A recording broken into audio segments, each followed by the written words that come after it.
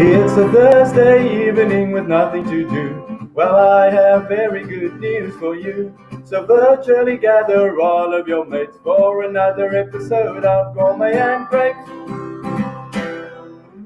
Good evening, ladies and gentlemen, and welcome to another episode of Gourmet and Grapes. It's the 5th episode. I am Die Melkman, and I will be hosting the proceedings tonight. I am as surprised as you are that I'm still here. I'm very surprised because my English hasn't run out. So let's see if I can finish this episode with the limited English I have left over. To the usual customers, I would like to welcome you guys. You're more than welcome to ask some questions and make some live comments, and we can see if we can maybe work it into the episode. For the first time viewers, I normally just give a quick summary of what we're trying to achieve. So food and wine goes together like coffee and biscuit, like a braai and beer, like pap and sauce, or like a COVID mask and hand sanitizer. So we are combining these two into one episode, and then you're bound to have a good time. So we have a chef on board, we have a winemaker on board, and we'll discuss a little bit more about food and wine in the Stellenbosch area, and we'll discuss some other things as well. So this was launched by the Stellenbosch Wine Route, and the main objective is for 30 minutes to learn something, but also to have fun. So on that point, I'm already having some wine, so please pour yourself a nice glass of wine and enjoy it with us. I actually, on last week's episode, Wynand mentioned, he said his background in accounting actually helps with his winemaking now, because it actually gives him the capability of tracking the amount of money that he loses in wine. And somebody told me during the week, how do you actually become a millionaire? They say you start off as a billionaire and then you buy a wine farm. So we're not trying to make any millionaires here. So I would like to encourage the public to purchase Stellenbosch wines during the week from Mondays to Thursdays, 9 o'clock till 5 o'clock. Wine sales are open, so make use of that time slot. Okay, so over to the guests. I'm going to introduce our winemaker. Firstly, it's Mahalia Kotyani. She is from Lievland. She's our wine expert for the evening. Mahalia, very welcome. Do you have any comments at this point? Well, hello and welcome, and thank you for having me from cold and wet Cape Town. And I just feel like what better day to end the day, on this cold weather, with a glass of wine in your hand. So yeah, thanks for having me. Great. I couldn't agree any more. On the food side, we have Garth Bedford. He's from Joostenberg, Bistro and Deli. So he's going to show us some of the amazing cuisine that they have over there. Garth, any comments from your side at this point? Yeah, evening, Melkman and Mahalia. I thought I'd be apologizing, but you're both sitting in cold offices, and I'm stood. Yeah, and I just wanted to clarify that the fire isn't lit, so my tushy is as cold as yours. So let's go on the road. I'm glad that we're on equal ground. Mahalia, I think it is very important during these episodes to have some wine. What I've observed thus far is that as we drink more wine, the entertainment value increases. So if you can maybe present the first wine that we're going to have tonight, and also tell the viewers where they can get it, and also why you decided to pair with what Garth is going to present a little bit later on. Okay, so tonight we decided to show two wines, a wine white and a wine red. We're going to be showing our Oogappel Chenin Blanc. That we make here at Lievland. It's made in very small batch, and we decided to show this wine tonight because we felt that it pairs really well with what Chef Garth is showing tonight. Some of the cheeses that they support around their areas, and the charcuterie that they also make. So we thought that this wine would pair very well with that. But also because Chenin Blanc in South Africa is quite a versatile variety, it can be enjoyed in different styles, and we just thought we wanted to show that as well. Yeah. Okay, perfect. It's a very interesting name, Oogappel. I'm going to ask you a little bit about that, but just hang on a moment.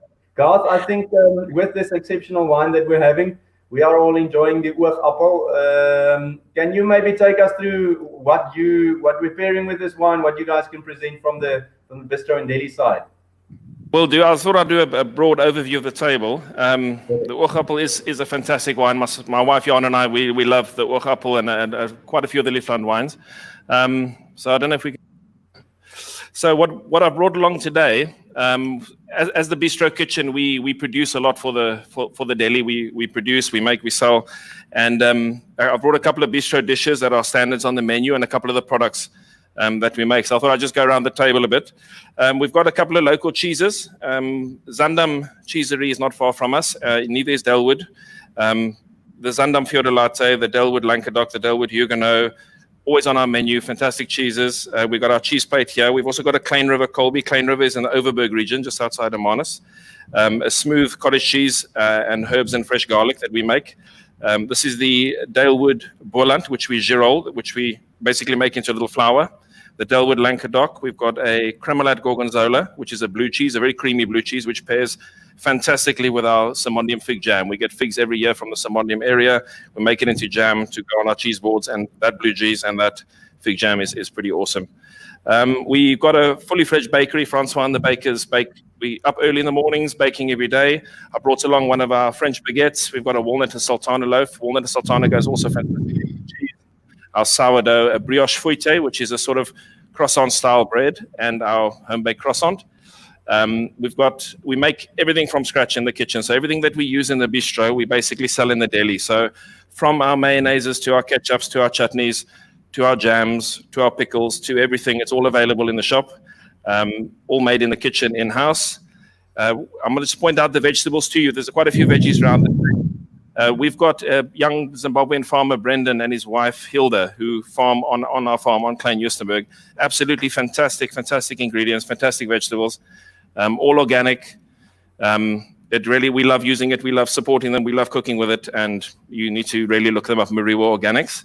I brought a couple of pastries. I'll just point out on this side, our tart Bordelou, which is a pear and almond tart.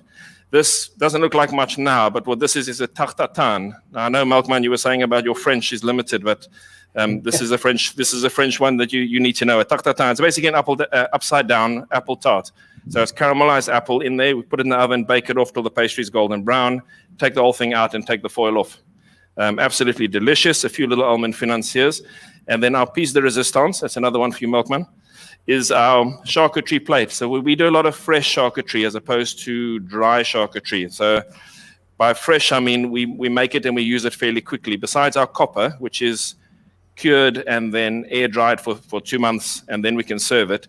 We do pork terrines, we do springbok and prune terrines, we do chicken liver or duck liver parfaits, we do our own hams from pork shoulders, we do our own brawn, which is head and trotters set in an aspic with onion and parsley, pork and apple pie, or pork shoulder rillette, which is pork shoulder confit slowly in lard and then mulched down into a fantastic spread to have with said baguette.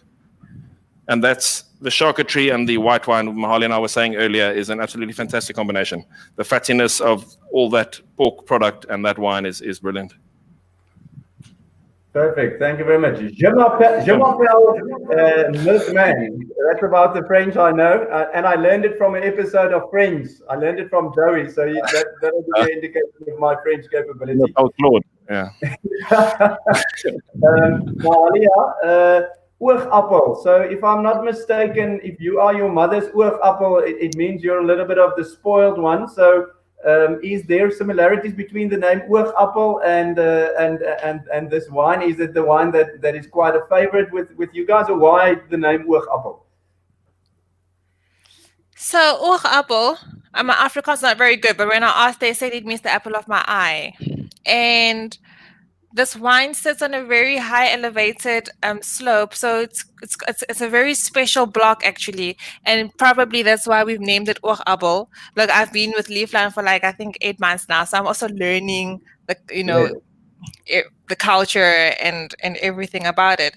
But yeah, so this wine is from a high elevation and it's made very traditionally, barrel fermented and lease aging for 10 months in old barrels. And yeah, we leave it to do that. And then, it's a wine that shows a lot of lychee, or in my glass right now, shows a lot of lychee, some pears. I got pears earlier on, like stone fruit. And on the palate, it's quite rich, creamy textured. It's got a very nice elegance to it and a very well balanced finish also. So yeah, it's very, very nice wine, we think. That is amazing. I'm just going to show the label to the viewers at home. This is always difficult. Poor blikkies. Where am I going? There we go. You can actually see the label. So that is the Oogappel, and it is an exceptional wine. Mahalia, yeah. Yes, I was saying that this you can purchase from our tasting room. Yeah, if anyone is looking for it. Perfect. Mahalia, quickly, if you can maybe give us, I heard a story that you have a quite interesting story, how you got into wine, becoming a winemaker. Can you maybe, I find that if people know the winemaker, if they know the chef a little bit better, Garth, I'm also going to ask this question to you, so you need to prepare. But yeah, I find that if people know the winemaker, if they know the chef, then it actually adds to the story of the wine that you're actually having and adds to the whole experience. So if you can maybe just give us a short summary, or just tell us the story. How did you get into wine, and where did this love affair start? So basically, my love wine affair began in high school. We were tasked to do a project about the role of microorganisms, and so from different subjects, from cheese making, beer brewing, I chose to do my assignments on winemaking. I knew nothing about wine. I'm from a very religious background. My parents were like, no alcohol, nothing, so anything alcohol was like taboo. And so, in high school, they tasked us to do a project about the role of microorganisms. I chose to do mine on winemaking. I knew nothing about wine then. I basically browsed the internet, and it just said I need grapes. I said, okay. So then I went to Pick and Pay, and I bought table grapes. I bought red and the white grapes. And then I used a 750 ml jar. I put it all in and I crushed it. That's what the instructions said. And I closed it and placed it in a dark jar, in a dark cupboard. And I did just that. And after a few days, it was bubbling, and I thought, what is that? And I was so intrigued, and I thought, I really want to pursue this. And that's when I fell in love with wine. That is amazing. I'm going to ask you for your science teacher's contact information, because I would like to send her a bottle of wine at a certain point, because I'm thankful that you ended up in the wine industry after having it. It's amazing. Yeah. Have you converted your parents, Mahalia? Have you converted your parents now towards? Yes, I mean, a bit. My mom is a bit more very conservative. My dad is very open. But given the religious background, my dad would be like, just give me a bit of the wine. My mom would be like, oh, Papa. And then my dad would be like, you must support the child. You must drink the wine, So yeah. Support the child, drink the wine. Yeah. God, if you can maybe take us to not the next course, but the food that we're going to be pairing with the red wine. Then after that, Mahalia can maybe tell us a little bit more about the Cabernet Sauvignon that we're going to have. So yeah, if you can maybe around the order now, but it's okay. Yeah. What I wanted to highlight tonight as well is our plat de jour, which is another French one for you, Melkman. Basically, it's the dish of the day. We do it every Wednesday. We do a dish of the day in the bistro. It's simple, it's classic, it's tasty. And what we're doing Wednesday coming, I've done one for you tonight. We've done a braised beef short rib. We've marinated the short rib. It's all free-range pasture-reared beef from Greenfields. So we're getting it through Ryan Boone in Paarl. We've marinated in red wine overnight, and we've cooked it slowly until it's falling off the ribs. And then we've taken all that red wine that has been marinating in, we've made it into a sauce, and we're just serving it with a couple of the Mariwa vegetables and a very simple mash with plenty of butter and a bit of nutmeg. And that's our plat de jour. That's 95 Rand every Wednesday. The dish changes every week. So yeah, keep an eye on social media and pop in and enjoy, and definitely have a charcuterie while you're waiting for your plat de jour. That's perfect. Tell me, so you say every week you guys do a new dish by the Thursday or the Friday? When do we need to watch out to see what the next dish is going to be on social media? We're generally launching we're generally giving out about 2 dishes at a time. So we're sort of about we're prepping a dish, and the next two dishes are sort of lined up based on what we know we can get and what's available on the farms around us and things like that. So, Okay. and that's this. Marley and I have spoken about this dish and all that, and she'll touch on the wine, which wine we're going to go with this one because it's a cracker. Okay, perfect. Mahalia, if you can maybe tell us a little bit more about the wine that we're going to have with this dish, I would appreciate it. Okay, so we decided to go with our Lievland Cabernet Sauvignon. So what makes this, we decided to go with this because Chef Garth was having a very nice dish. So we thought this would pair very well with it. And yeah, it's a very nice wine. On the nose, we get quite a lot of fruit on it, you know, quite blueberries, ripe plums, pencil shavings that I got. And on the palate, it's showing nice dark fruit with soft tannins. Yeah, and a very nice soft finish. Very good in structure as well. So yeah.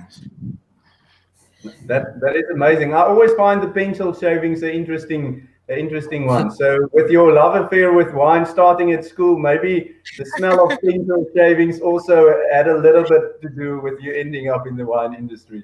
Yeah. Garth, I actually asked you earlier on, you've had more than enough time to now think about your story and how you ended up in the cuisine industry. Maybe give the viewers a little bit of background on how you ended up where you are, where you're from, all of those things. Okay, so I'm Cape Town born and bred. Grew up in Pinelands and ultimately in Edgemead, where I went to school. Have been abroad. Worked and myself and my wife were overseas for 10 years, got back about 6 years ago. But starting off, it wasn't exactly a food start. I was in the media business. I would get up at 3 a.m. and deliver the Cape Times by bicycle. And I did this for the last couple of years of school. I was delivering newspapers very, very early in the morning. And when the weather got a bit like Cape Town is now, my dad would sort of get up with me, and I'd be not on my bicycle, but in the car. And he would take me on my route around Edgemead, and I'd drop off the Cape Times because people wanted to wake up and have it with their cappuccino. Yeah. And I don't know if it was because he saw I had a culinary spark or because he was getting hutful of being my Uber, but he basically arranged for me one summer holiday to go and work on Woodbridge Island. He's a keen golfer, and he plays on Milnerton Golf Course. And there's a lovely restaurant there overlooking the sea. And he arranged that I could go and work there. And I'd go in, and I would go in earlier than all the other chefs. Well, that's what time I was told to be there. And there'd be mountains of potatoes to peel, or carrots to peel, or chips to cut, or calamari to take the little spines out of. And I would be put in a corner, and I would do that. Every weekend, every school holiday I had, I'd go there, and I'd stand there, and I'd do that. And I think I really loved being in the kitchen, I think what stands out to me is the smells, the sound, the vibe, the energy. It was really, really awesome. And I was, 15 years old, standard 8. It really struck a nerve. And I would say the sights as well, but because I was in a corner peeling with my back to the main kitchen while service was on, I didn't see much. But I just got to love it and stuck to that job as long as I could. And after school, was fortunate enough to get an apprenticeship with Christoph and Susan, who I'm now with at Joostenberg. It's amazing. I take two things from that story. You're giving your age away when you're saying you were in standard 8. So for the viewers that don't know, it's grade 10. And the second thing is, if I took my cap off, I'd be giving my age away. So me too. I'm in the same boat. and the other thing is getting up, because I think chef hours is quite long hours. So getting up at 3, getting used to that by delivering newspapers, it's something that you were used to from a young age. So that's quite amazing. No, it takes a bit of discipline. Definitely. Mahalia, I'm going to show the viewers the Cabernet logo, if I can. I yes. really struggle with this. So viewers, there you can see it. It's a very great wine that we're having. I'm going to ask you a question which is not wine related at all. So we all come from the lockdown period. Tell us, is there something interesting, some new skill, like putting grapes in a jar and popping it into a dark cupboard? Is there any new skills that you maybe picked up during the lockdown period? During the lockdown specifically? Yeah, lockdown, extended lockdown, level 2.5 or wherever we are now. We're not sure what level it is anymore. Well, not to social distance from wine, basically. I would say that. That's a very important skill. Yeah, with everything happening, definitely keep close my glass of wine close to me. Yes. And plan for the future. You never know. You never know what's gonna lie ahead. God, Yeah. on your side, any interesting awarenesses or skills or anything that you learned during the lockdown period? I was on board at the Deli the whole time through lockdown, so it was pretty. Although it got a bit quieter, it was pretty full on. I was fortunate enough for the French Embassy and for Stellenbosch Wine Route as well to do a few videos for them, a few cooking demos and things like that, which is not something I've done before. So that was fun, and it sort of taught me my wife a whole new patience with me as the camera woman. That was a serious skill from her side, and yeah, that's about it really. We were just patience, I think, is what it's taught us. Patience and being able to not try and look too far forward and being able to deal with short periods of time and changes as they were happening. Yeah, lekker. Somebody actually during the week told me that obviously I think the leave situation come the end of the year might be an issue. So we might not all have very long holidays. So he told me in an effort to stretch, if you only have a week's holiday or a week's leave at the end of the year, in an effort to stretch that period, what you should do is you should invite your mother-in-law to stay with you for that week, because then that 1 week will feel like 3. That was a nice tip. Yeah. So my mother-in-law is lovely. I'm not going to comment on that. Oh, same here. I don't have a mother-in-law, so it doesn't make sense anymore. I've been working through. So I've got leave coming, so I'm all right. Lekker. God, tell me that thing that I can't. It was a juju something. Is it a pie that you said earlier on? Can you maybe just? Yes, yeah. What exactly you said earlier on? But I just want to get an idea. What is it? What can you dish it with? What's the best way to impress somebody by dishing that up? The tartare, so simplified, basically, we'll make a caramel fairly dark, and we'll pour it into the foil and let it set like glass, and then we'll roast some apples in the oven, apples that are peeled and cored and ready and nice. We'll pack them in the foil on top of the caramel, and then we'll make a sweet short crust pastry. So we make it with icing sugar as opposed to caster sugar, just because it's got a nice crumbly texture and a much nicer mouthfeel. And that we bake until this is golden, and then we serve it upside down. So I'm not going to rip this one open to show you, but inside here is our caramel and all our apples packed neatly, like the arms of a watch. And that will bake off, and you can serve it with a nice whipped cream, serve it with our homemade vanilla ice cream. It's another thing we do tons of in the Deli. We do all our own homemade ice creams with real cream, free-range eggs, and proper stuff. So yeah, that all works together well. So that's a nice dessert, if I can say it like that. Is that correct? Or yeah. Pudding is definitely. I wouldn't have it with a salad. You're going to struggle with that one. Or for breakfast. Yeah. Marley, I would have it for breakfast. I wouldn't. Yeah, maybe. Marley, I'm going to put you on the spot. So with that being something that you can have for a dessert, I don't know if one of the wines, maybe. I don't know a lot about wine. I know how to drink it, which is the most important thing about wine. But is there something that within your Lievland, let's say, wine selection that you would pair with that specific dish? Or would you just say we carry on with the exceptional wines that we're having at the moment? I don't know if I'd be pushing it, but maybe our Lievland rosé, maybe, I think would be nice. I think it'll complement the flavors. Okay. Yeah. Mahalia, okay. The caramel inside is quite dark and fairly bitter. Do you still think the rosé with it's sort of that sweet bitter contrast? Or maybe not then.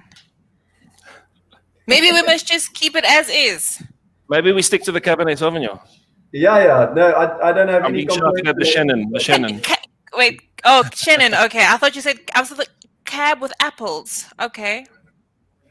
What I take from this is that we need to test this. So there's a great opportunity to within the coming week to actually test that, so that we can tell the viewers next week or whenever. What is the best way to have it with which Lievland wine? How much time do we have? I can pop it in the oven. We have about 5 minutes left, but that's okay. So tell me, while you're talking about prepping that, so obviously it's quite easy to purchase it, and I can purchase it every day of the week. Is that the way I understand it? But how do you prepare something like that? Do you pop it in the oven for a certain period, and do you guys give instructions as to the degrees that the oven needs to be on and how long you need to put it in and whatever? Yeah, so the deli itself's open 7 days a week. We open from 7 in the morning till 6 in the evening, so you can pop in any time, and we always have it, most of this in stock. And it comes with a little instruction card, so there'll be a little card inside the wrapping which says how long it needs to be in the oven, what temperature to set your oven at, and what we recommend to serve with it. So that's all easy as pie. Okay, lekker. I actually just got a question on Facebook. I saw it now. They ask, it's a question to both of you. Do you courier your wines and deli produce to Gauteng? Can we order online? So maybe that's a very good question. It's something that you guys can maybe answer. Mahalia, starting with you, maybe. Yes, we do actually. You can visit our website and you can place your orders online, and we will have them delivered to you. Yeah. Perfect. Great. God, your side? From our side, Gauteng's a bit of an issue at the moment. So we delivering locally. We started during lockdown. We started a daily delivery service. So on a Wednesday, we deliver to Stellenbosch and surrounds. On a Thursday to Franschhoek and the Paarl area, and on a Friday into the northern suburbs. Just because it's limited, just because we're doing it ourselves. And it's taken off, and it's doing really well. So yeah, Gauteng, for the price of a plane ticket, I'll bring you anything you want. Personal service delivery. That sounds pretty good to me. Mahalia, the rosé that you mentioned, I am actually quite interested in that. Can you maybe tell us a little bit? We're not drinking it now, but there's no excuse for not telling us a little bit more about the rosé. It seems like Garth actually has a bottle of rosé in the background. Garth, you can show us the label. Mahalia, maybe you can tell us a little bit more about that. That might be interesting. So this is the Liefkoes. Like I said, my Afrikaans not that great, but it's the Liefkoes. And it's actually a Shiraz-based rosé. So it's made in like a Grand Provence style. It's actually made from the grapes on our farm. So something very special that we're trying to make, So yeah, look out for this baby. It's very premium rosé actually. So you can even see with the bottle. Yeah, it shows very nicely, very nice red fruit flavors as well. Yeah. What wine is in there? Is it? I've heard in the past that they say white wine and red wine has the same color, but the skin contact gives the wine a certain color. What is the situation relating to that? Tell me first, what is the cultivar, and then also the skin contact and things like that. The technical stuff that I don't know anything about. So it's Shiraz. It's Shiraz based. Okay. So it will have a minimal skin contact during the pressing, and then after that, it'll be barrel fermented as well, just to give it some more texture and feel to it. And then we let it be, and then basically. Okay, and then you drink it. Sounds good. Yeah, then you drink it. Yeah. That's perfect. Garth, I'm back to you. Yep. I think we're close to ending this episode, but just one question. You were talking about the veggies that you guys have. You obviously, they can maybe show the picture again. Is that also something that you basically need to go to the deli and you purchase it there, or are there orders and things like that as well relating to that? Or what's the best way of getting it, and how do you purchase it? Sorry, it sounds like a stupid question, but you get it in a box, or Okay, so you can get it both ways. So we do. It is part of our online shop as well, where we do an organic box of Brendan's Mariwa Organics vegetables, it changes as he grows things. So it's never this. It's not what it is the same seasonally, but it's what he wants to put together for us. And then yes, it is also available in the deli. You can also come in and buy a bunch of radish, a bunch of parsnip, a bunch of fennel. So you got both options. Okay, lekker. That sounds good. Guys, I think that is basically it for tonight. So I'm going to ask you for one last comment. Maybe remind the viewers, I'm doing it now, but remind them about the good wines and where they can get it and where you guys are situated. That's maybe one thing that we haven't discussed, but I'm pretty sure all of the viewers know that already. But Mahalia, I'm going to first go to you. Maybe a last comment from your side relating to the wines, relating not to wines. Yeah, anything basically. Yeah, I'm a firm believer of a wine quote from Benjamin Franklin, who says, "Wine is constant proof that God loves us and wants to see us happy."